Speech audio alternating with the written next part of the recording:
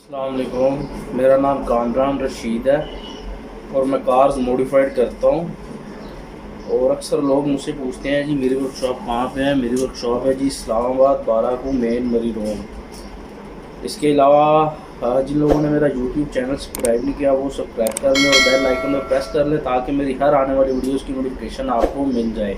आज की वीडियो में लेके आऊँ जी Corolla 86 मॉडल का हमने फ्रंट बम्पर तैयार करना है, तो उसकी मैं पूरी वीडियो आपको दिखाता हूँ शुरू से लेके कैसे हम काम करते हैं, किस तरह से पूरा बम्पर्स हम कंप्लीट करते हैं। और आपको मेरा फेसबुक पेज का लिंक भी डिस्क्रिप्शन में मिल जाएगा, वहाँ पे आप जाएँ, वहाँ पे आपको मेरी बहुत सी गाड़ियाँ तैयार हुई मिल जाएंगी। चले चलते हैं वीडियो की तरफ और आपको दिखाते हैं कि हमने फ्रंट बम्पर किस तरह से तैयार किया है।